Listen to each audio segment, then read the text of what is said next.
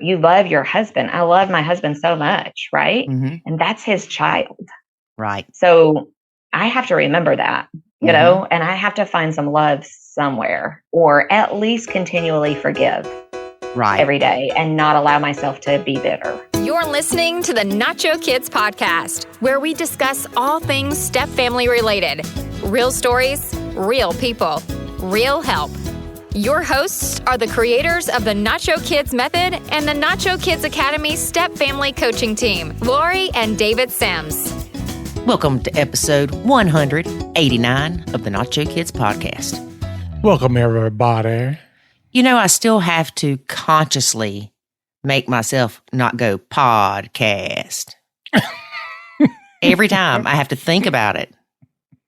It is not 2 words. Because I want to say, welcome to episode 189 of the Nacho Kids Podcast. It's the funky way to do it. I'm a little funky. Yeah, you little something. Okay. So, David, what's going on, man? What's going on? Just living a dream, man. Living the dream. The blended dream. The blended dream. Well, we did have some changes inside the Nacho Kids Academy. I think we may have mentioned this in our last episode, but David busted his butt over New Year's Day weekend to give the Academy a facelift. And it looks really good, if you ask me. And you can ask other people, and they'll tell you the same thing. Yep. Well, it's important that you like it above all else. No, it's important that our users like it above all else. No, I don't live with them. I live with you. That's true. That's true. So, for those that do not know, David and I, well, David is a granddaddy to two youngins. Two youngins. Little baby G turned a year old in November. And the day after, little baby L was born. I know. Isn't that crazy? Mm-hmm. The good thing is we can do one birthday. No, you cannot. Yeah, I can. No, you can't. That's wrong. Why not? That's just wrong. How do you think? So anyway. I didn't do it as separate birthdays for the triplets. That's because they shared a birthday and they were brothers. Come on now. Don't do those babies like that. So anyway, being a grandparent, a step-grandparent, has its own challenges. And it's really interesting because over Christmas, one of your children, the oldest one, who will remain nameless right this second. That won't be hard to figure out. I said something about the baby L loving me. He's like, she doesn't love you. She loves me more. And I was like, no, she doesn't. And he said, you're not even family. And I'm like, oh, how dare you? And then I think, he's right. Yeah, you're not blood, but he is. Yeah. So, again, I have to go, okay, don't take it personally. It's the truth. That baby is no relation to me. None whatsoever. Right. But I still love her. And she still loves me. Just like baby G. And the next day, David's oldest son's wife went to go take the baby from him, baby L from him, and he's like, get away. You're not family. And I'm like, oh, how dare him say that? And then I started thinking, she's no more family or blood related, we'll say. I don't like the word family, but she's no more blood related to baby L than I am. It made me feel sad for her, but it also made me feel better that I wasn't the only one. You know, it's kind of it's different, definitely, but it reminds me of when I was a lot younger, my aunt and uncle divorced. And the uncle is the one that's the family member. Right. So when they got divorced, I'm like, well, is she still my aunt? Yeah. You know, I mean, what is she now? And your ex-aunt. Yeah, it's like it's my cousin's mom still, but how do I now, address her? I don't know. Oh, you think that's complicated? My uncle was married 5 times. But it's, things like that. And then when he got remarried, I'm like, okay, is she my aunt now? Or, is she like my second aunt? She's the replacement aunt. Yeah. I mean, it's just, of course I was younger, but I was like, I don't understand how the naming convention changes now all of a sudden. But the one that got me was like my aunt. Like she'd been my aunt since I was born. Mm-hmm. And all of a sudden one day she's divorcing my uncle. And I'm like, I don't know who she is anymore. It was really weird. But even when I got divorced, like I had these nieces and nephews that, they knew me since birth. And then all of a sudden it's like, oh, yeah, David's not around anymore. So I do not believe that David's oldest child was trying to hurt my feelings.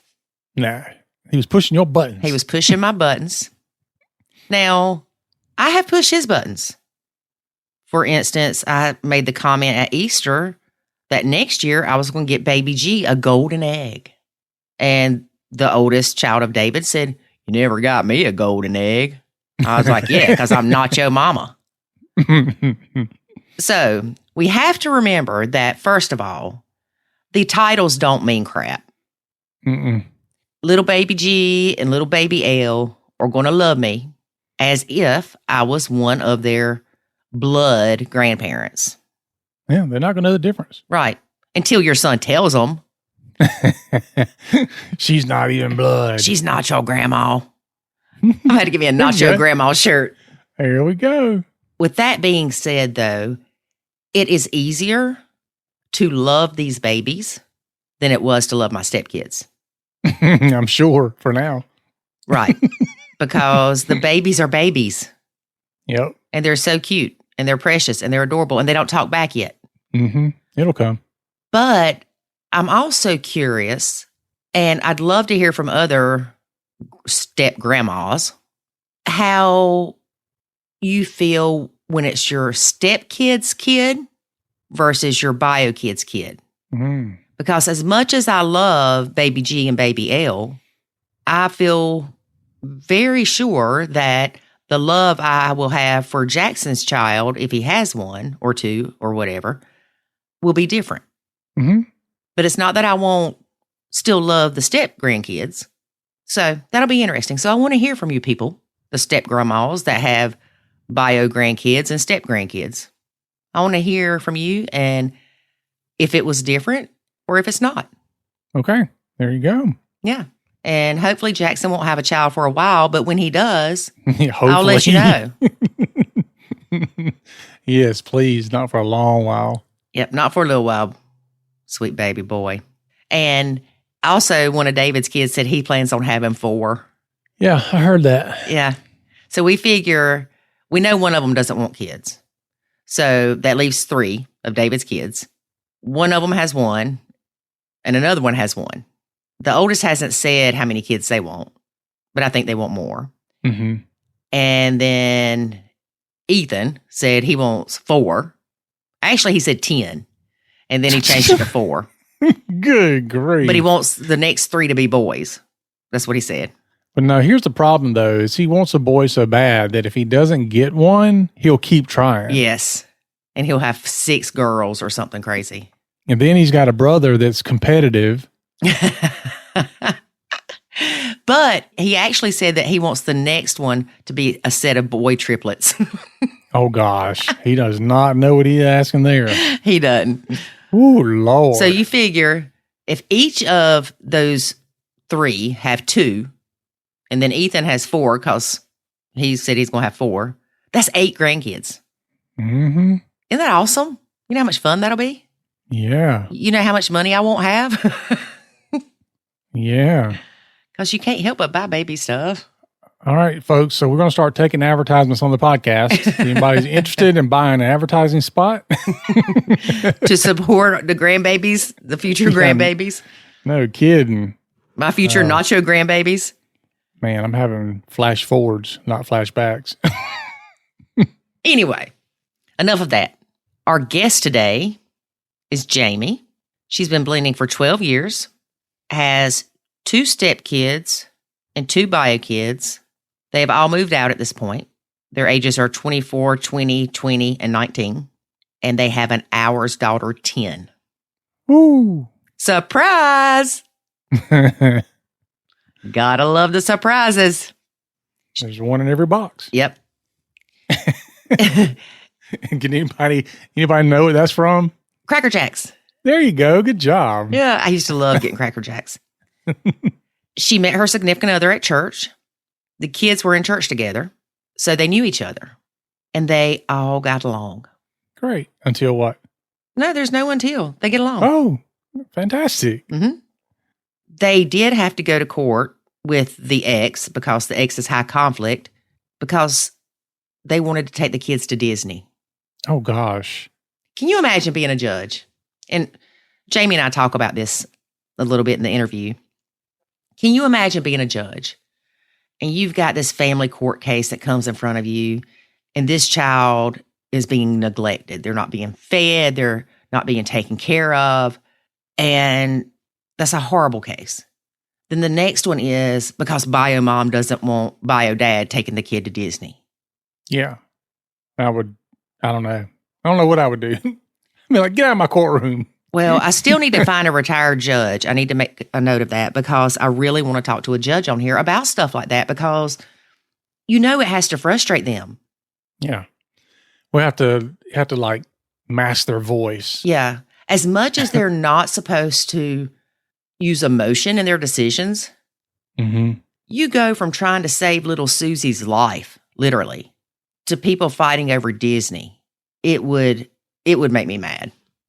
And I would be short with the people from wanting to go to Disney. Yeah. Oh, I would. Yeah. I'd be like, oh my God. You'd be like Judge Judy up there, wouldn't you? Yeah. Yeah.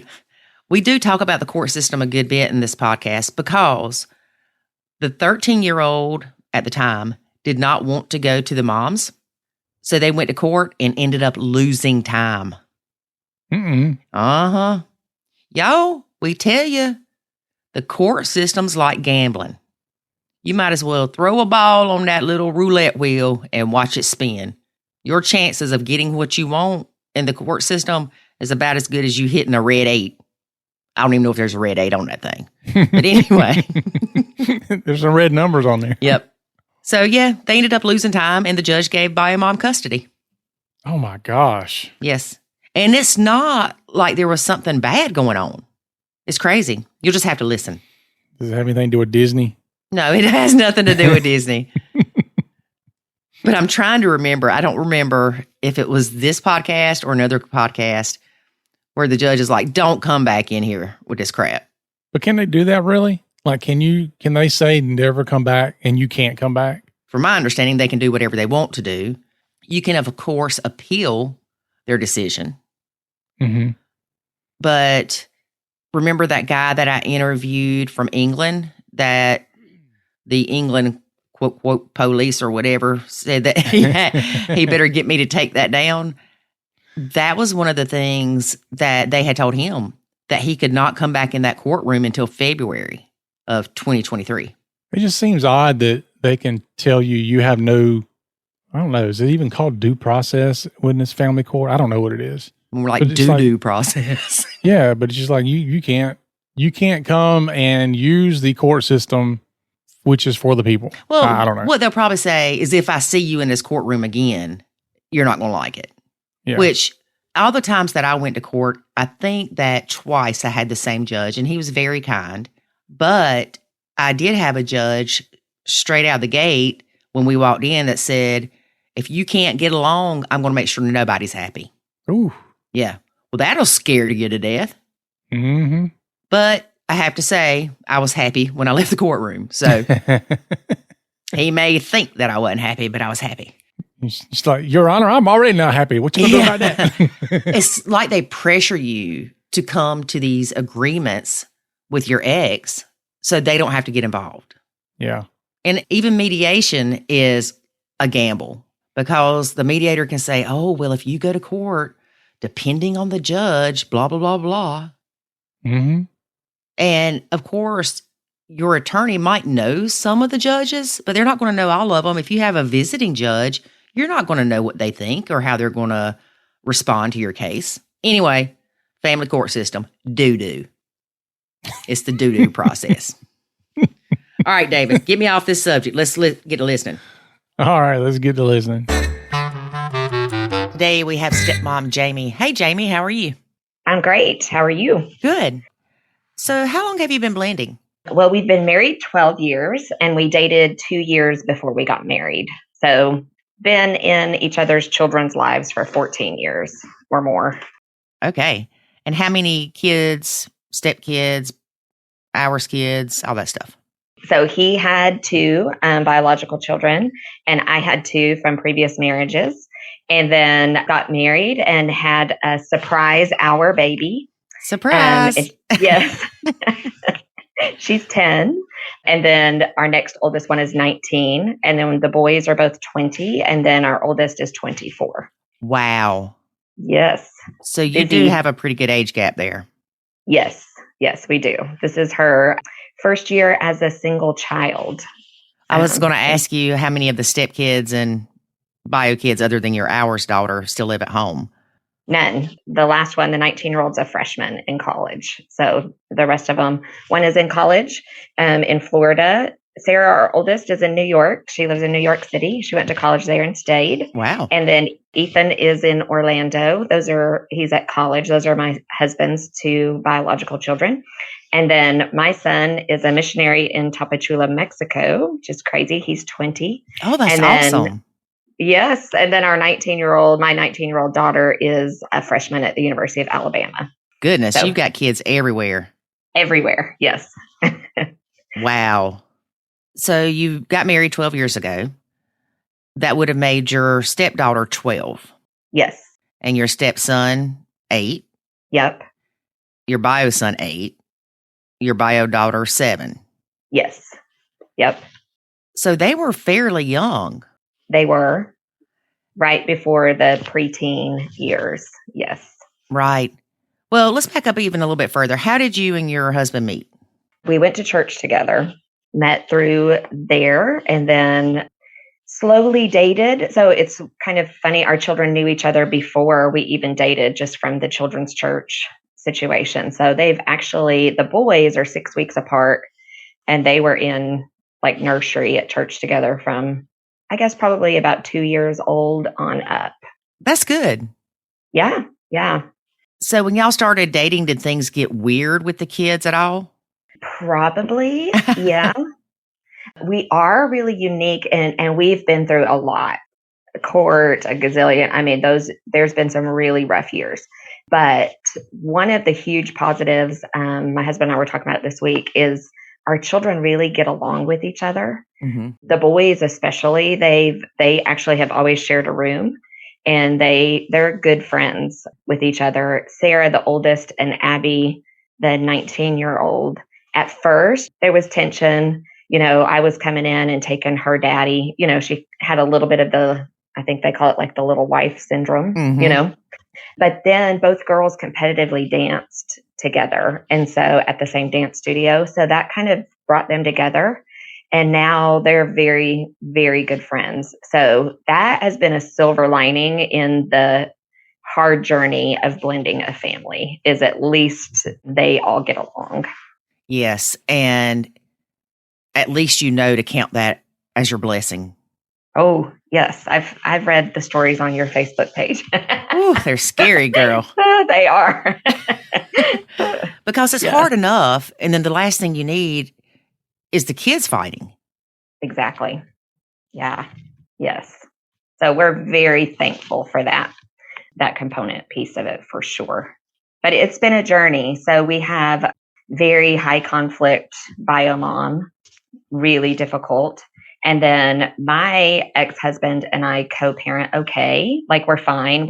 He just really isn't super present, mm-hmm. but there's never been any conflict really with him. So he loves his children and he's a good dad, but he just works a lot. So, So that's kind of been the situation. But with the my stepchildren's mom, while we were in court when they were little, like to go to Disney World. We had to have a judge okay us to take them to Disney World.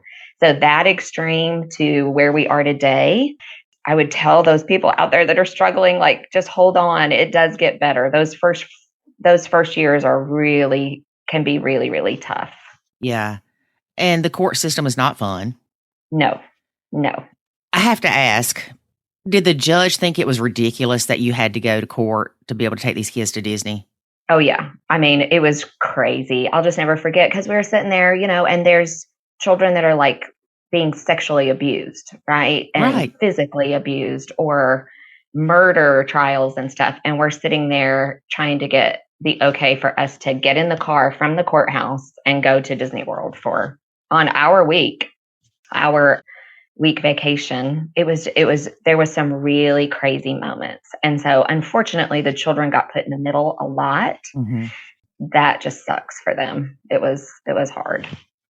Okay. You said get in the car and go to Disney. So is it a 12-hour drive? What was her reason for not wanting you to take them? So this is funny. There's so many instances where I can tell you we were in court for like the stupidest things, but this one probably takes the cake. But so Sarah, she was 7th grade, probably 8th grade. We hadn't been married very long, so maybe a year or 2 years.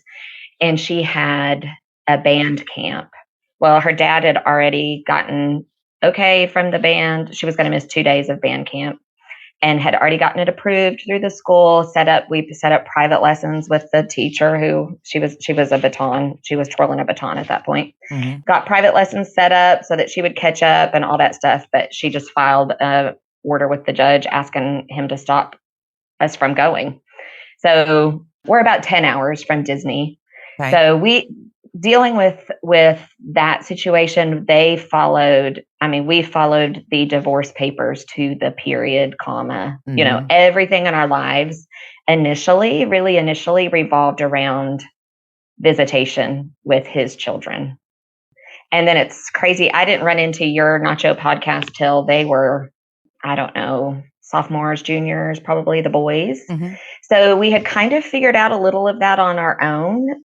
A little of it, but then it was kind of like once I found you guys from Ron Deal. I think you were on his podcast, and I was like, oh, I need to check this out. And so I started listening, and I think it just kind of gave me some freedom to step even more into the idea of nachoing. So it was really good, but initially it was really hard because we tried to make sure that like everything in our lives revolved around when Ethan and Sarah were going to be present. Like we couldn't celebrate anybody's birthday unless they were there. And then finally it just got to be where it was just taking over our lives so much that my husband just finally said, you know what? They're just going to miss out on things. Yeah. They're just going to eventually miss out on some stuff. And that was hard. It was really hard, but because at that point we were still trying to create this like perfect family, right? Mm-hmm. And so then when we got into the realization, like, it's just where we are. The kids were fine with it. It didn't break their hearts, that they missed out on so-and-so's birthday. And then as they got older, once they started driving, they would make it to things that were important to them. Right. And a lot of times I think we make things worse than they need to be. And my son tells me a lot, you care more about whatever it is than I do. Or you're more concerned about it than I am. And because we think, oh, if we leave one of the kids out for the birthday party or they can't have a birthday party together, it's just not right.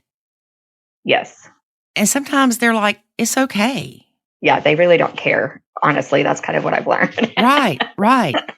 Sometimes it's like, it's not that big of a deal. Yeah, you're right. So did she just try to keep them from you or from y'all? Or did she just try to make your life difficult? Yes, and yes. And it's really interesting because seeing what he went through, he was really, really involved in his children's life. And through the court system, like initially they had joint custody. It was crazy. And then The daughter wanted to live with us full time, so she took us back to court.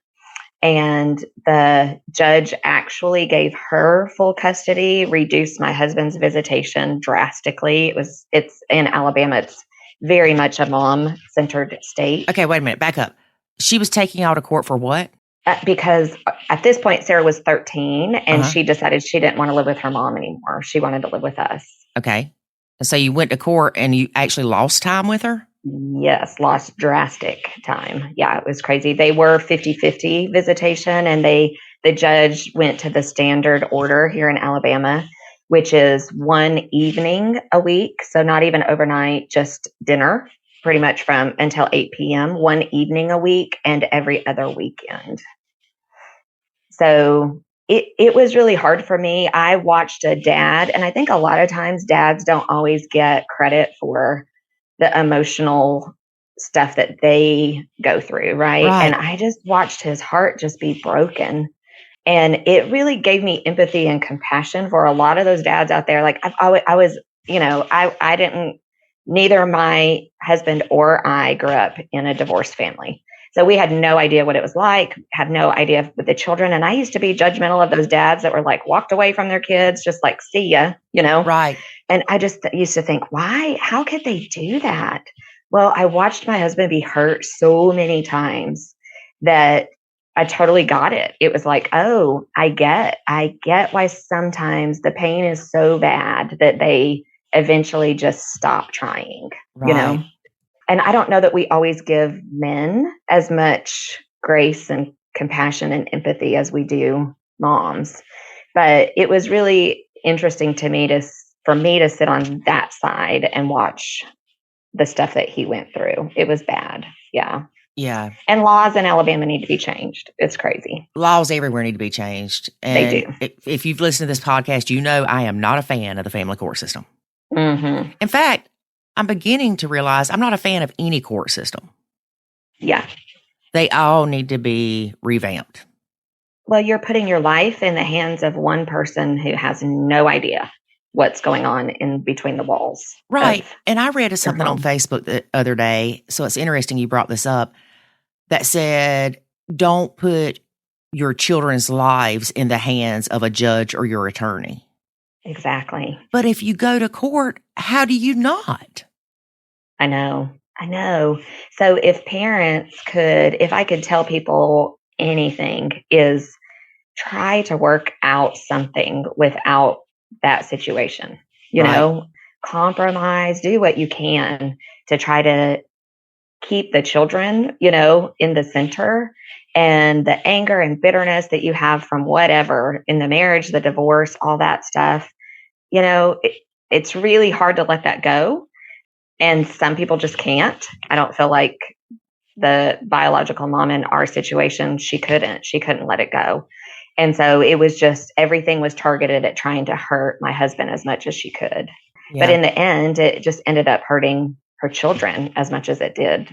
Did the judge give y'all a reason why he ended up losing time?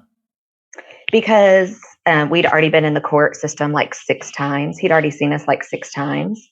So because they had joint custody. So when they gave her full custody, then it pretty much just took the arguing away. She decided everything from that point forward. But it wasn't your fault that y'all were in the court system that many times. Nope. But they're so overwhelmed. Like, they have so many cases, right? Like, he doesn't want to be dealing with going to Disney World, right? So, because he's dealing with serious issues. So I think he was just kind of tired of seeing us and just decided, like, if I give at least her custody, maybe I won't see him again. And it worked. We never went back again after that. I mean, and there was multiple things that she was in contempt of court for, or, that we could have taken her back, but it's not worth it. It just wasn't worth it to do that. It seems like that maybe wasn't in the best interest of the child. No, definitely not. No, but it was crazy. I watched my husband go into really almost depression, like deep grief. Right. Deep grief. And he really did have to grieve. And we're obviously faith-filled people. And one Sunday at church, we kind of walked out of church, and can't even tell you what the sermon was about. But what he heard from the Lord was every parent has to go through their children moving on. Like, typically, right? Your children turn just like Abby just did. She graduates from high school and she moves on to college and she started her life. And I'm good if I get to talk to her once or twice a week, right? Mm-hmm. So every parent is going to experience that. Unfortunately for him, he had to experience it when they were 10 and 13. Right. So it was just kind of like this timeline moved up. I don't know. He just felt like the Lord gave him that as a sense of peace, like we make such a big deal, and it is a big deal about the first 18 years that they're in our lives. But when you play the long game, right, and you realize like, no, they're going to be around, we pray, right, in their 30s and 40s and 50s. Let's not make such a huge deal about what's happening between 13 and 18. Like, I don't know. That was just kind of where he had to set his mind to be able to absorb it and move forward and not get bitter.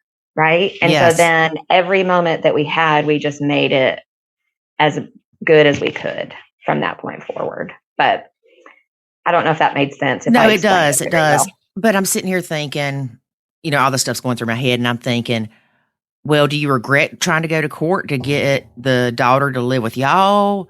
Of course you do. Sure. Absolutely. Yeah. But again, there is so much that is out of our control. And what your husband did was took what was out of his control and instead controlled how he let it affect him. Absolutely. Yeah.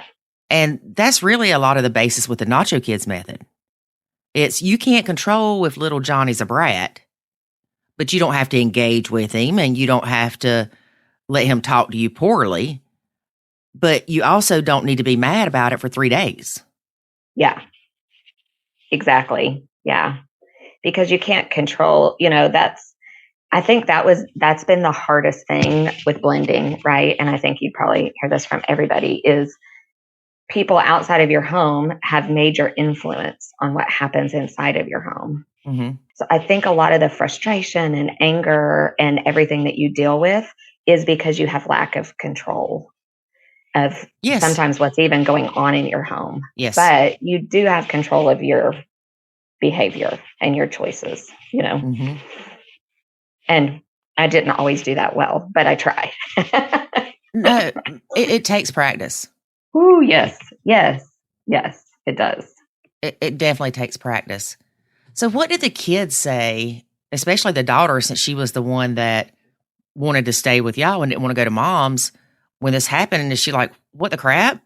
Yeah, it was really bad. And looking back now, so she was 13 and they put her on the stand and she had to testify against her mom in front of court, in front of her mom. So yeah, looking back, I think that's had a major impact, obviously, on her.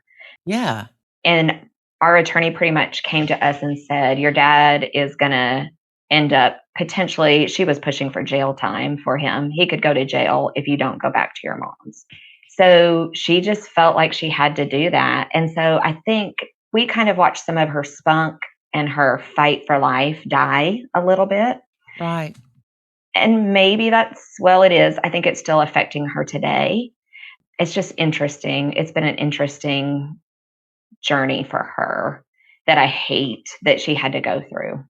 We sought counselors and stuff like that, but those things affect your children, Yes. It really does affect your children. Well, and I'm sure it didn't help her and her mom have a good relationship. No, but that's an interesting thing. So I think that they've learned to kind of compartmentalize some, not a psychologist or anything like that, but so through the years, they just kind of learned to survive and function, Mm-hmm. and their mom loves them. I know she loves them. Definitely. They're, her children, but I don't think she understands, like, I don't know. They just kind of play pretend a lot. Like, let's just forget that all that ever happened. And they've just been able to move on. So now they're friends, very close friends. Her mom and her are, And it's interesting for me to kind of sit and watch that happen when I know all of the backstory. Yeah. But that's a Nacho thing. I can't, that's not my relationship. So. Yeah. I'm thinking that we as people in general, we tend to, let's just do that. Let's just forget about it, push it under the rug, not talk about it, and move on. Mm-hmm. And sometimes that's good, but sometimes it's not. And I've realized different people need different things. So for instance, my sister, she would always say something about us growing up, and she wanted to rehash things. And I said, I don't need to do this. She said, but I do. I need some type of closure. Mm-hmm. And I said, I have no desire to go back through these painful and unpleasant childhood memories. And if that's what you need, then that's okay, but go talk to somebody else. Yeah. And it's not, I've thought about this a lot. It's not that I act like nothing happened. It's just I choose not to let that define me or take my joy. Mm-hmm.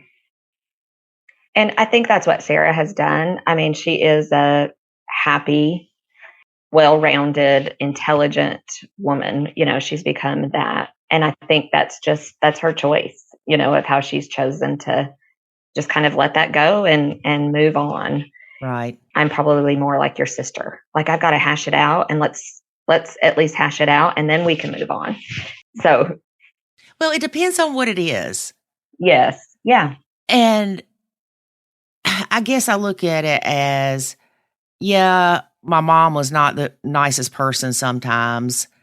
And we all know that. So I don't need to have that memory of, let me go back to the first grade when she did this. Yeah. Yeah. Yeah.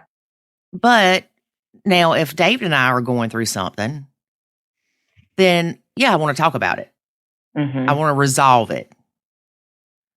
But I've also realized that sometimes, as I'm going to say as women, I'm going to jump out on a limb here and say as women, when we fight with our significant other, we want to follow them around and we want to nag them until they talk to us and make things okay.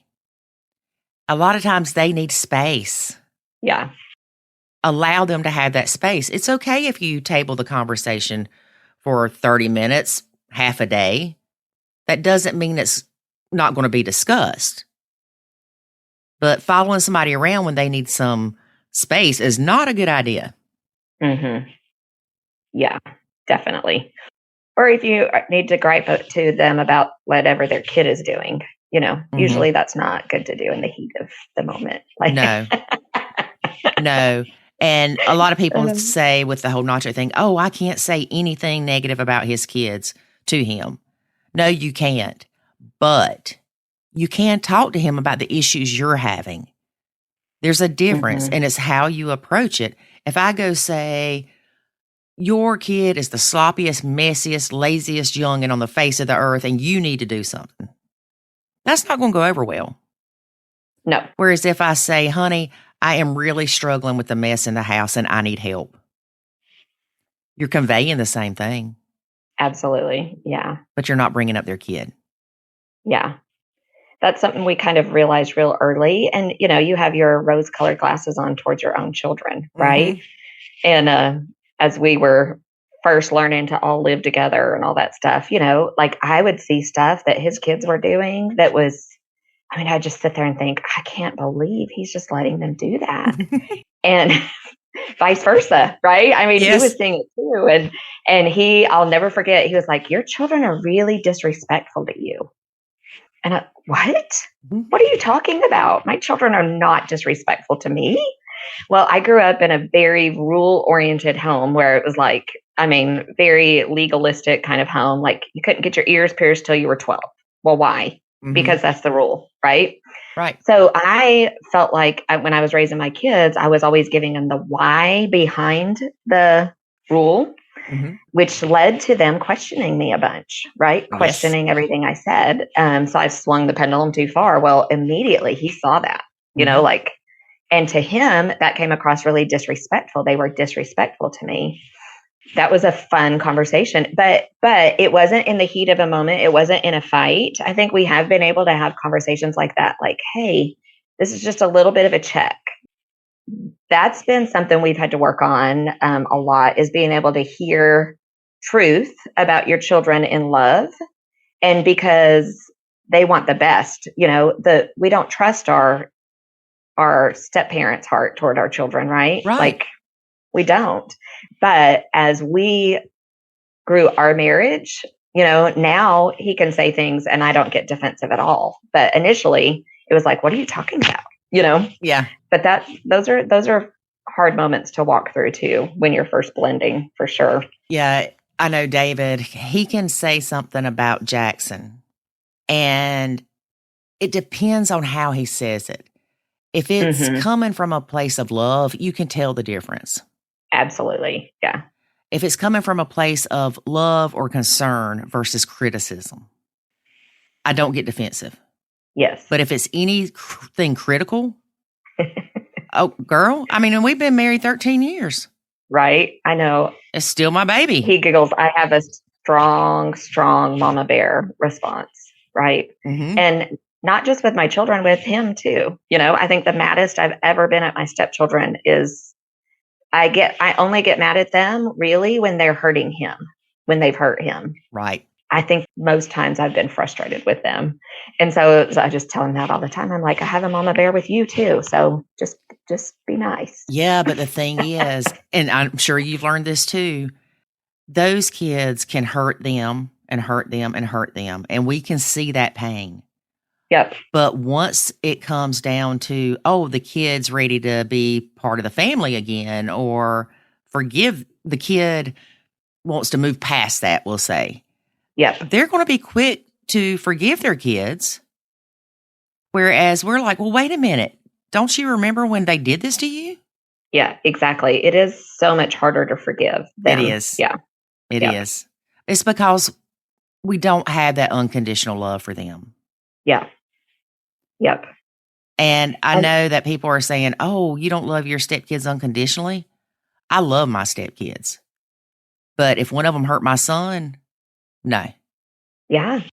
I could still care about them. I don't want anything bad to happen to them. But there are conditions to that love. There's conditions to my love for David. Absolutely. Yep. If he wants to go play gigolo, then we're done. Yeah. And there's nothing wrong with that. Those are boundaries. Yeah. And we live in this pretend world where, you're supposed to love your stepchildren. You knew what you were getting into, right? You knew what you were getting into. And I always say all the time, I'm like, no, I didn't.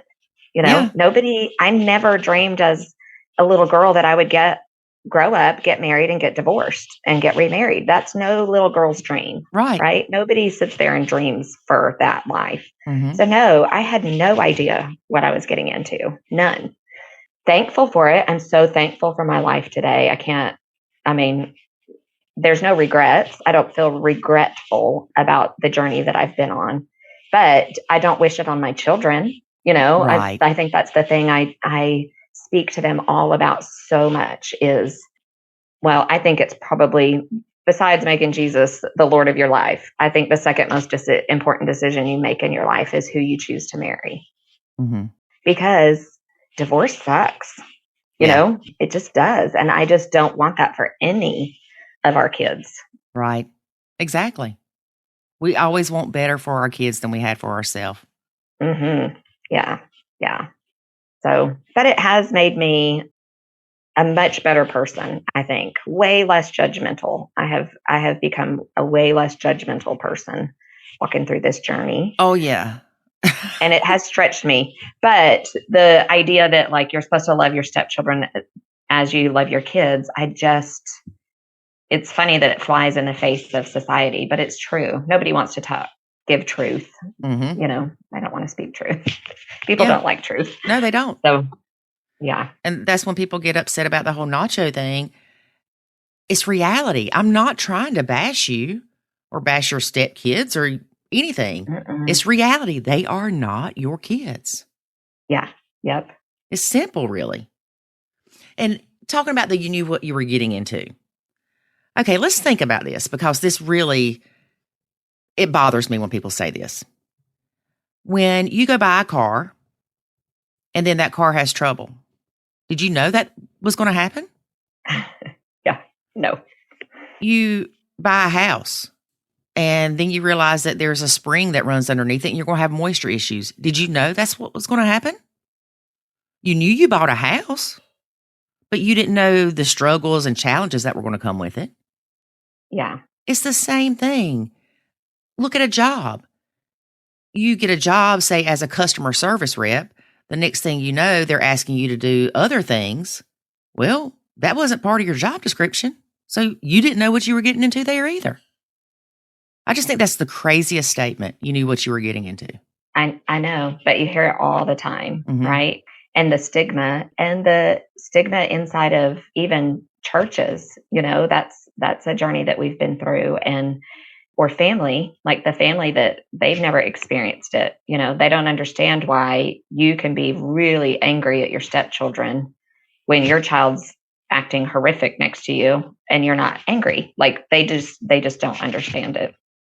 It's one of those things until you experience, you have no idea. Yeah, you don't. Yep. So you said that you lead stepfamily groups at your church. We do. We try to. How did you get into that? Because there is a lot of stigma in the churches. And a lot of times it's because the churches feel like that if they have events for step families, blended families, things like that, that they are condoning divorce. Mm-hmm. And that's not the case. Again, it's reality. Let's face reality here. Yeah. And I think there's still, and we go to an amazing Bible-believing church, but I still think even in 2022, divorce is almost the unpardonable sin inside of the church. I don't think anybody intentionally, at least in our church, isn't intentionally trying to do that, give that stigma, but it's how people feel, right? It's, and our pastor, our lead pastor is, very open. And, here's the other thing is how many of the leaders in the church are divorced? Well, in our church, there's none. Right. They're all right. Mm-hmm. So they don't know what it's like. And I'll never forget when the kids were little and we were going on Sunday morning and I had a conversation with our children's pastor and I was like, well, one Sunday we roll up here with 5 kids and the next Sunday we show up with 1. And it was little things like, and, I'm so thankful that they're open to listening. And our church is it's a non-denominational church that reaches for hurting people. So our statistic of divorced couples is very high in our church, right? And so they were doing this little thing where every Sunday when you brought your Bible or you remembered your verse of the day or whatever, you got a coin every Sunday. And so I have one child that's like the overachiever and she was so upset because she wasn't getting a coin every Sunday because she was only coming every other Sunday. And so I just went to the children's pastor and I was like, hey, just telling you about this situation. And he just looked at me and goes, I've never thought about that. Right. Right. So a lot of times they just don't, it's just not even a thought in their brain. And then he kind of started looking around and like, ooh, this is happening to a lot of these families, in this church so I think that's kind of part of it is educating the leaders of the church what it's like to live in a step family because they most of them have no idea. So that's kind of where it began, I think. But our pastor has had us even up on the platform and interviewed us. And he was like, it's just funny. He was like, I know everybody's going to come to your small group. They need this. They need the small group. And so we lead a small group every semester, typically, or at least once a year. And we're lucky to have 2 or 3 couples show Isn't up. that crazy? Yes. And we have, our Sunday attendance is about 3,000 people. So it's a big church. Yeah. And we get, I think the biggest one we've ever had 4 couples in it. So there's still definitely a stigma attached to, that. That just amazes me. Yeah, I know. That I'm just in shock. Yeah. And it's not like you charge people to come to these things. No. No. And we've tried lots of different times, because like childcare is an issue, right? So we've tried it like in between services.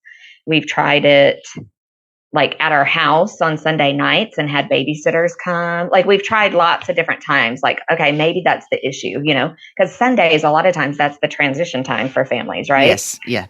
So we've tried like, okay, Sunday afternoon doesn't work. Well, let's try it this day. But I just think people, especially maybe in the church environment, step families want to pretend like everything's good. Everything's okay. We're the same as this nuclear family that's showing up.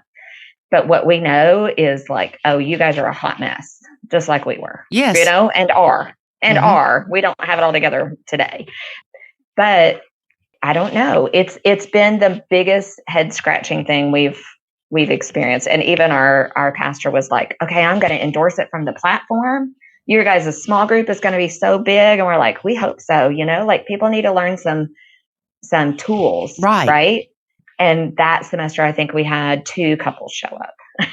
So it is very, I don't know, head scratching. I think people like to kind of gripe about living in step families more than they want to seek out help a lot of times. But I think that's why the divorce rate is so high in second and third marriages. It just goes up and up and up with every marriage. Well, I have to throw an amen on that one, because you look at our Facebook group and you can tell who wants help and who wants to just be validated in their complaints. Yeah. Yep. And it's sad to me. I see those women and you can just read on there and they're so angry and bitter, and I get it. I've had periods of that, where I have looked at one of my stepkids and been like, oh, I just cannot stand them today. Yes. Like, I mean, I get that. I totally get that feeling.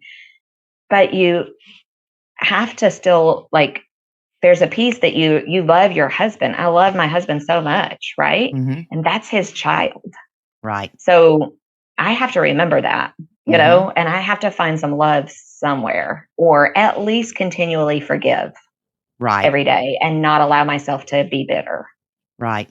And I get it when people feel that way, because I did too. Absolutely. There was a time, and people say hate is a strong word. I know hate is a strong word, but you know what? Yeah. Again, it's the truth. They hated me and I hated them. And even their breathing got on my nerves. Yeah. Oh, absolutely. I giggled. I listened to one of your podcasts about mealtime. Oh my gosh. I've had to let meals go. Yes. It can be so challenging, but you have to want better. And part of that was realizing what I could do to make things better. But a lot of people, they can't step back enough to see the forest because they're climbing up in the tree. Yeah. Or they're hiding in the bush, whatever you want to say. Yeah. But Nachoing was born out of love for David, not out of my love for the stepkids necessarily. Sure. And these people, a lot of times in the Facebook group, you can tell they're absolutely miserable. And I don't understand why they don't get help. And I'm not saying from the Nacho Kids Academy. I'm saying from anywhere. From anywhere. Mm-hmm. Some employers have, employee assistance programs where you can go so many visits to a counselor for free. There's a lot of stuff online that you can do, get self-help books. I mean, there's so much you can do rather than wallow in that self-pity and that hate. Mm-hmm. Yeah.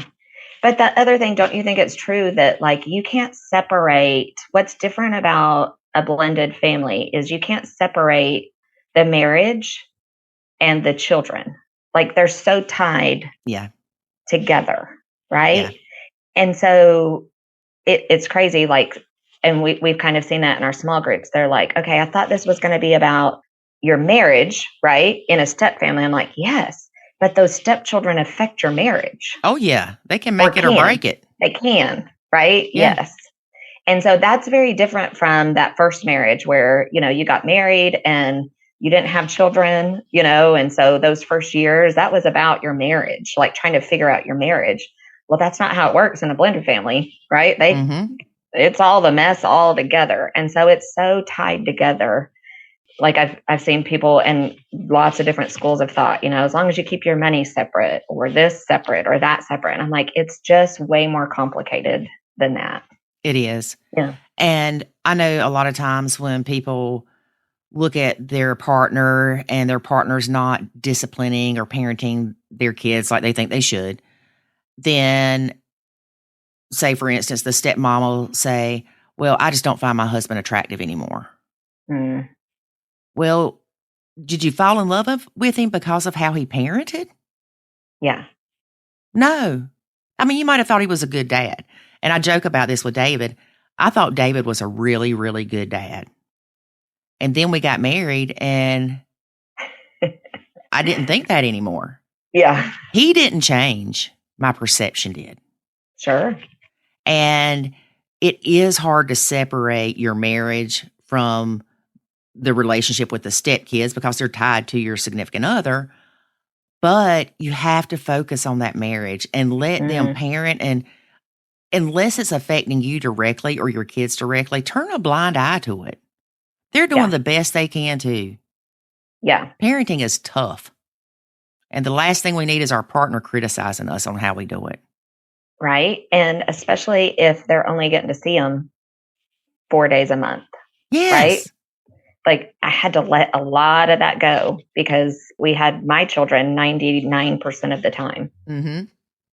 And so then here would come my stepchildren every other weekend, and they were getting away with whatever they wanted to get away with. Uh-huh. Well, he's not going to spend his 4 days a month disciplining his kids. Right? Yeah. And if you think about it, why should he? Exactly. He said all the time, he would say to me all the time, and I'd be frustrated. And he's like, I'm not going to make that big of a difference in their life at this point. Like me telling them to close their mouth when they're eating, or whatever it was. Like, I mean, I can remind them of that, but I've got 4 days a month to have an influence on my children. So let's worry about character or deeper issues instead of, picking up their clothes off the floor or whatever. And I see a lot of stepmoms complain that the stepkids come on the weekend and they don't help clean up. Yeah. Well, if your stepkid comes on Friday and leave on Sunday, why should they have to clean the toilet that your kids have used all week? Exactly. Yep. I don't agree with that at all. I'm not saying they can't pick up their mess before they leave out of their room or something like that. Absolutely. But don't have them come clean your baseboards. They aren't there but for 4 days a month. Mm-hmm. And I had interviewed a lady that she told her husband to be a Disney dad because of the same thing that we're talking about. She said, stop trying to parent them because you're damaging the little bit of time you have with them. Mm-hmm. And it's not meaning let them go buck wild. No. It's just enjoy your time together. And exactly. Even with David having the kids every other week, when we got to that point, because when we first got together, we had them 11 out of 14 days. But when they went to every other week, when the kids would do something wrong on, say, a Sunday, they were going to mom's on Monday. So what was he going to do to discipline them? Right. Yeah. Yep. Or they come back from their mom's and they do something wrong. Do you want to start off your time with your kids being, I don't want to say being mean. You know what I'm saying? Absolutely. Yeah. Yeah. That was definitely something I had to let go. And it helped a lot initially, probably the first 3 or 4 years. When he would get them on Friday, he took them to dinner by himself. Like I didn't go. Right. So they had a couple hours to kind of reconnect with dad again without me around. Right. And honestly, that was awesome for me because transitions are hard. Those, sometimes they wouldn't transition to our house. We had very different houses. And so the summer they went week on, week off. And we would see finally by like the third day that they'd been to our house that they were finally kind of transitioning into our swing of things. Exactly. But during the school year, every other weekend, they never got transitioned. It was just kind of coming to visit. Although Justin made it really important. He had a space. They had their space. They had their room. They had their clothes. They had their toothbrush at our house. Like he never wanted his children to feel like they were coming to visit. Right. I think that was a key, a really huge piece that helped them a lot. They didn't, I mean, once they got older, if they were wanting to wear specific clothes or whatever, they would bring those over. But when they were little, making sure that they didn't feel like they were just guests in our home, that they were part of the family, that unfortunately they just got to come infrequently, initially. But those were hard times. But I think that's where kind of instinctually I was like, I just nachoed that time. Like, if that transition's hard for you, don't be there. Right. Don't put yourself in that situation. Right. Let dad and the kids go have an enjoyable evening without tension at the table. Mm-hmm. Like, it was better for all of us. It was way better for all of us. Yeah.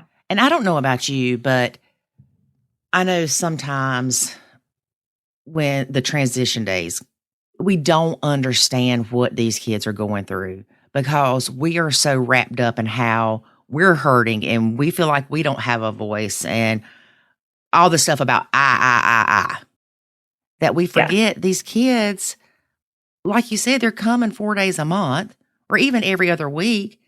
They don't have that stability that we did growing up in a quote, quote, nuclear family. Mm-hmm.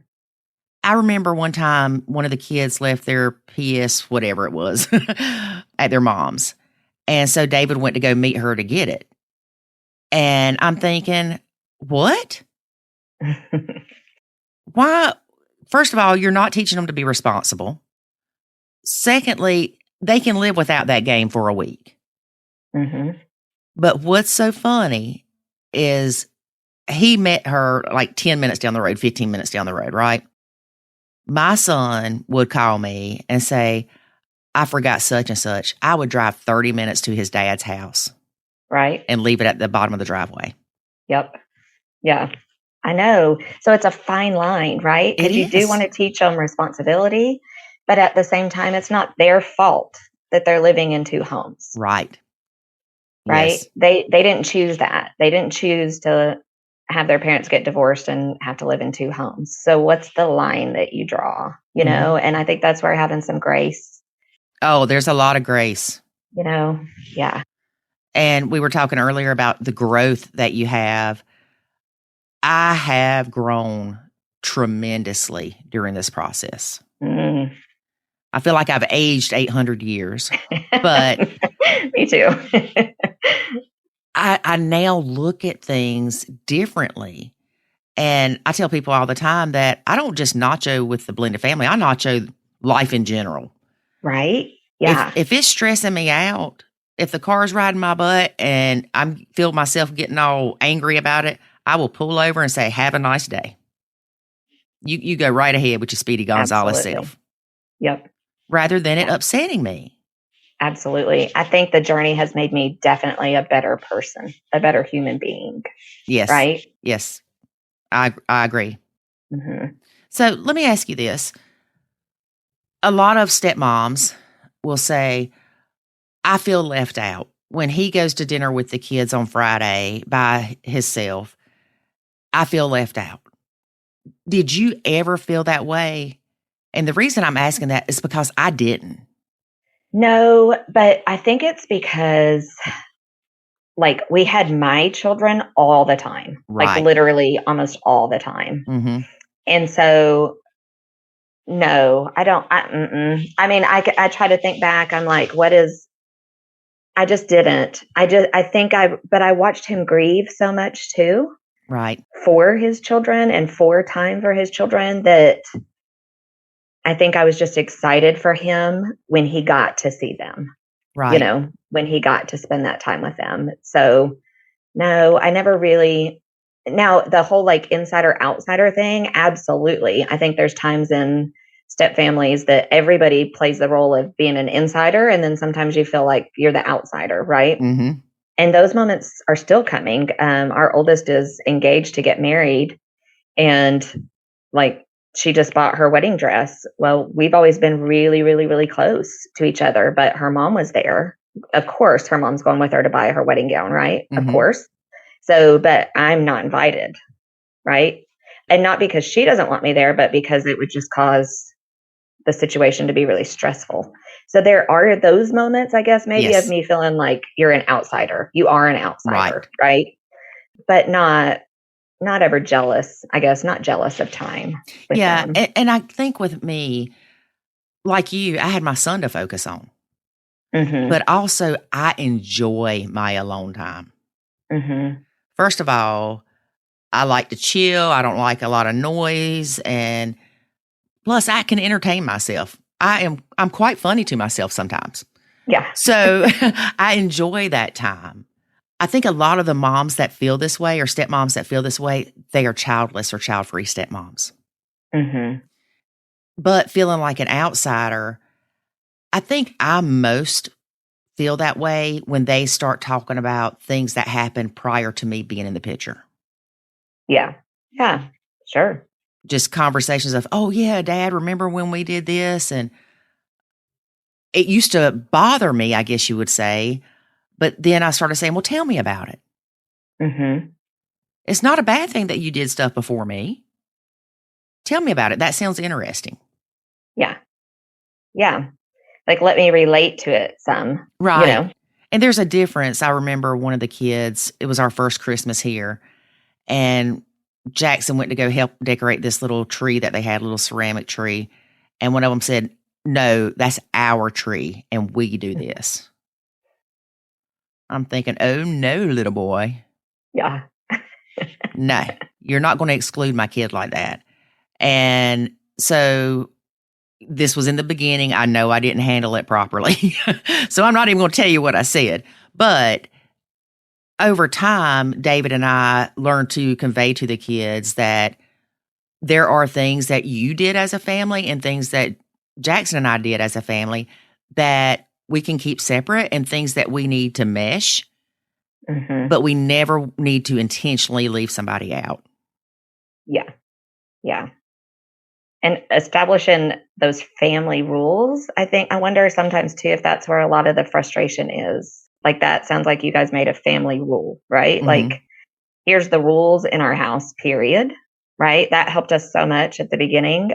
Here's the behavioral expectations inside of our home, period. Right. Be kind. For everybody. Yes. Yes.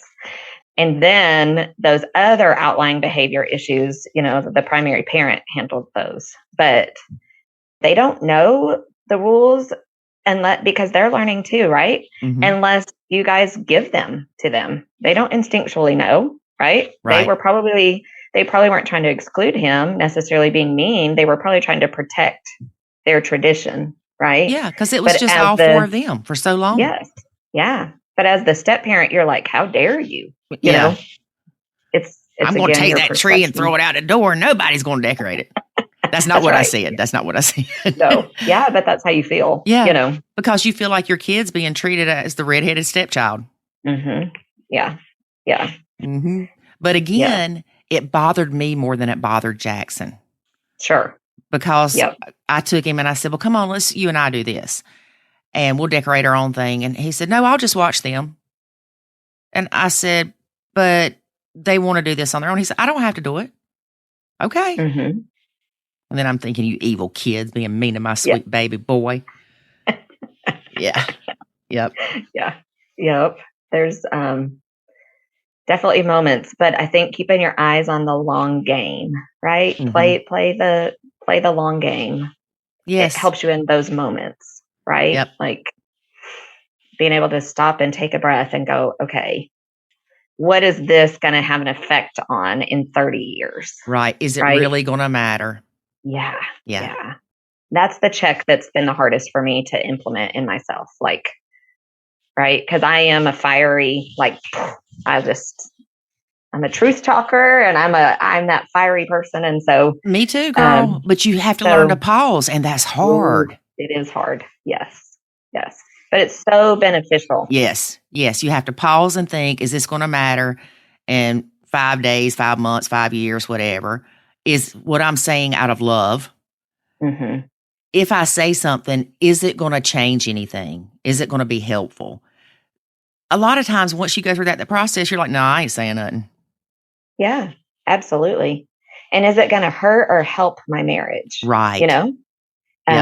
Because our marriage is the number one thing, right, that we focus on. And that's hard to do in a blended family. right? Is to make the transition where your marriage is before your children, because it's really easy to put it the other way. Yeah. And see, I struggle with that because when I hear that, my mind jumps to extremes where if David said, if Jackson doesn't go live with his dad, then we're getting separated. You know what? Yeah. Bye. No, I'm gone. But see, that's what I hear. And I think a lot of people hear it that way. But my son is first. When I say that, it's because I'm responsible for him. Sure. But my marriage, Jackson knows my marriage is important to us. And he knows, I mean, if he came to me and said, I just don't like David and you better get divorced, and I'd be like, no, we're going to work through this. Yep. Because I think a lot of times people hear that and they do jump to extremes of, oh, well, I have to put my marriage first at the detriment of my child. No. No, but if you're in a mutual loving, you're focused on growing love, right? Right. Your spouse's children are part of them. Right? So you want good for them as much as you do for your spouse, right? They're connected. And that's kind of where that package deal is there. It is a little bit of a package deal. You know, I mean, there is, I guess, a little bit of truth of like, you knew what you were getting. You did know that there was children involved, right? Yep, we knew that much. We did know that. We had no idea what that was going to entail. Right. But we did know that that was part of it, right? And so, I don't know, just finding that balance of like, where you're still building your marriage, focus time on your marriage. And initially we did that for years we protected date night. We did a Wednesday date night every week, and we protected that as much as we could. Yes. So that doesn't mean if one of my children had something pop up or one of them was sick or something like that, that we were like, nope, forget it. Marriage is number one. Like, no, that's not it. But putting some priorities on that marriage. Then when we were in those heat of the moment things where I'm just really angry at my stepchild and I want to go, rah, I could stop and say, is me blowing up going to hurt or help the situation? And is it going to affect my marriage? Well, absolutely, it's going to affect my marriage because I'm going to make him defensive and protective of his children. And then a lot of times what happens with us is like, you attack my child, well, then I'm going to attack your kid. Oh, yeah, tit for tat. Why is that the fastest place to go? It is, though. Well, your kid did da-da-da-da-da. And that's your marriage deteriorating, right? Yes. Because you're keeping score. So, yeah, but it's hard. It is. And we've messed up a bunch, but thankful for grace every day. Yes, yes. And forgiveness, right? And a spirit of forgiveness. Exactly. Well, I do have one thing that I want to ask you before we wrap up. You were talking about the stepdaughter picking out her dress. Yeah. Did she tell you weren't invited, or did you just assume? Oh, I just knew. Yeah. It's, and that's where being the stepmom, like, I would have loved to have been there, right? I would have loved to have experienced that with her because I do love her. We've had a journey in our life, and she's not I tell her all the time, she's my kid. But I mean, I think her and our relationship is to the point where I'm like an aunt to her, right? Yes. I would say that's kind of our relationship. So I would love to have been there. However, I knew I wouldn't be asked. I knew not to ask to go because all that would have done is ruined her day. There would have been so much stress. Like she couldn't have ever. And I still kind of hate it for her because I know it's so bad that even my husband's mom, even the grandma, anything attached to us can't be present around her mom. So even her grandma didn't get to join in on that experience because of the high conflict bio mom. So I know that even in that day, there was probably still in the back of her head, I know that at least my grandma should have been here, So I hate that for her. I don't know. It just sucks. It just sucks for her, Yeah, it does. Those journeys, they're just going to keep continuing, right? Thank God we don't deal with her hardly at all anymore because they're gone and raised. But you still have those moments, those life moments, right? Like those that I'm going to have to continually learn to deal with. Yeah, That's like with my stepson getting married. He got married actually in Japan. So nobody was there. But when they had their first baby, well, it's their only baby right now, but it's okay. This was kind of still during COVID, and who's going to be allowed in the room? Should I even try to go? Because technically I'm not family. I mean, you know what I'm saying? Yeah. But I was able to build a great relationship with my stepdaughter-in-law, which feels weird even calling her that. I love her. Like, I love her. But it was weird going up to the hospital and hanging out with the ex and, passing her in the hall and all that stuff. It's like, It's still weird, isn't it? Yeah. And then when his birthday came this year, somebody said, "Are you going to have 2 separate birthdays?" And they looked at us like we were crazy. I didn't say that, but it was my in-laws actually that said that. And I was like, why would they have 2 separate birthdays? Their family's not separate. Their family's not a step family. Yeah. Yep. And that's the time where adults have to then grow up and be adults, right? Yes. But it stinks for those children. I always just try to remind myself that, because she's still, I know she's engaged and 24, and she's still a child, though, like in that realm of like, it just to remember, I guess for me, that your stepchildren are having to deal with stuff that they didn't choose, like she didn't choose for that situation to be surrounding the day that she bought her wedding gown. Right. And I think that helps you sometimes in those moments have some empathy, and compassion for them. Like, it sucks for her. I hate that, that's her experience. That they even have to choose. Mm-hmm. Yeah. Yep. But so did you go see the baby? You did see the baby. Yep. See, that's coming. I'm like, I don't know. Yes. But I always just try to, my goal in life is to not be the issue. Right. I don't want to be her issue. Well, and when we decided that we were going, we had talked about if there was only 2 people allowed in the room, that I wouldn't go in. Mm-hmm. That's okay. I mean, yes, I wanted to see them and I wanted to see the baby, but again, like you said, I didn't want to be the issue. I didn't want to cause them any stress about, oh my God, who are we going to have in here? Yeah. Or who's going to be allowed, or even just the awkwardness of being in the room with the ex. Yeah. You can't hide it. No. It's just weird. No. And so we actually let them know when we were coming, and they let their mom know that we were coming. So she waited like 30 minutes and then she came. Okay. Yeah. Yeah. See, look, everybody being an adult. Look at that. Mm-hmm. I mean, imagine that. Imagine that. Yep. Yeah. But yeah, it's interesting. It's interesting. I'm excited for the grandparent stage of life. My husband keeps saying, stop saying that. But I'm like, we're closer to that than we are the other. Thank God we couldn't have another one. So, but I'm excited for those moments, for that stage. And I hope it's not stressful, Mm-hmm. Well, I tell you what, one time, I don't remember, I think they were all going to the movies and I didn't want to go. It was like some kind of superhero stuff. I don't watch that stuff. So David and Kay and Avery were going and I kept Gideon. And the fact that Avery let me keep his son by myself. Yeah. It was like, I am awesome. Yes. We've arrived. Yes. We're in stepfamily heaven. Here. We're here. Yes. We did it. Yeah. Right. I know. Mm-hmm. Yeah. But like you said, you've got to look at the long haul, the long term. Yep. Yeah. Yep. Because in the moments when you were first blending, you didn't know you would get to experience that moment. Right. Or believe maybe that could even happen. Yeah. Right? I couldn't even think past how horrible supper was going to be. Yeah, exactly. Yep. Yeah. And we have to remember, what we focus on will grow. Absolutely.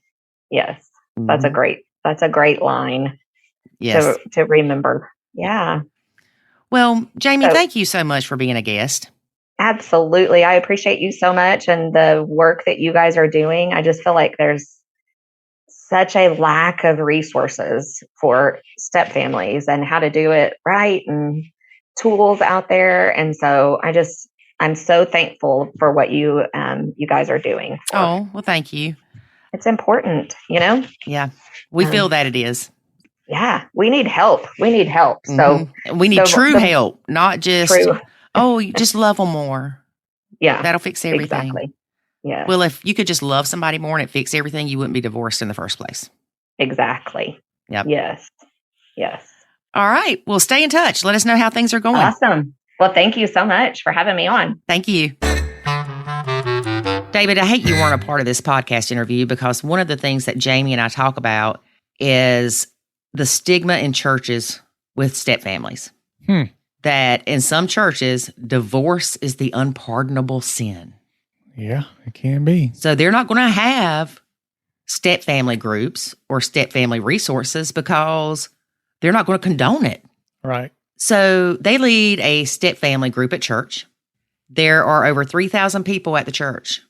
Guess how many people attended their meetings and the preacher promoted it? 3. About, yeah. Wow. Only a few couples. You know, out of 3,000 people, we'll cut that in half. Say that they're all couples, right? Mm-hmm. So that's 1,500 couples. You know, at least. Yeah, hold on. So if there's 3,000 people, there's already 1,500 couples. That's what I'm saying. But you got to cut that in half. I wasn't finished yet. Oh, okay. Go ahead. So you got 3,000 people. Okay. So cut that in half to get 1,500 couples. Okay. I see what you're saying about my cutting it in half. All right. Because there's 2 people, David. Follow me. Yeah, there's a couple. Okay. It doesn't mean the couples are couples. It just means there's a couple of people. No, we're just, go with me, David. Just go with it. Okay. So out of 1,500 couples, right? Yeah. I would say on the low end, I'm sure it kind of depends on what state you're into. I'm sure blended families or step families are higher in certain states, just like they are higher in certain countries. But if you say 1,500 couples, if you had 1/8 of those couples were in a blend, which I don't think is far-fetched at all, that's 187 people. Mm-hmm. And they had a few show up. What does that tell you? What does that tell you? It tells me people may be ashamed of getting help. They don't want people in their church to know how bad their struggles are. They don't want anybody to know they have struggles. They're even convincing themselves they don't have struggles. Mm-hmm. I see that often. And we know that more people than those few that joined their group need help. They can't say they don't have resources. The resources are there. Yep. But what made me think that maybe they don't want the people in the church to know their business, because everybody wants to live this Facebook life. My life is great. Mm-hmm. They don't want the Joneses sitting beside them to know that they're struggling with little Johnny and that stepmom don't love little Johnny like her own kids. When, everybody should know that everybody is dysfunctional in some way. Everybody. Every family's got some craziness. It's just to think that a family's got it all together. To me, that's what's crazy. Like, you mean to tell me you don't have any drama going on or any struggles or any craziness? Really? You know what we should do? Remember how the John F. Kennedy thing happened and then they had the Warren Commission and they said after so many years they would release the files? Once everybody was dead is what they were doing. Wait until everybody was dead that was involved. Well, that's what we should do is say, okay, once everybody above you and your family is dead, we're going to tell y'all the truth about how dysfunctional our families are. That's that could be a while. Yeah. We might have to start another podcast. We don't mind. We'll tell you now how dysfunctional they are. I think I'll wait, but don't listen to the previous 188 podcast because you'll figure it out. Yep. It's Dysfunction Junction. Dysfunction Junction. All right, David. So what you got to tell these people that are listening to us today before we wrap up? Join us again next week. There you go. That's all you need to know. Yep. And if you keep doing that week after week after week, you'll better your blend. That's right. Maybe. But if not, join the Nacho Kids Academy. Put the work in. Definitely do it there. Yeah, you will definitely see the results. Yep. All right. All right.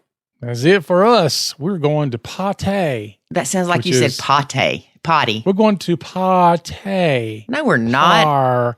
Uh-huh. For us old folks, that means we're going to get ready for bed. Yeah. It's time to get ready for bed. And as we do so, somebody just joined the academy. It just got to pop up. Woohoo! All right. Love it. Congratulations. Yep. Okay. Here we go. Let's move on.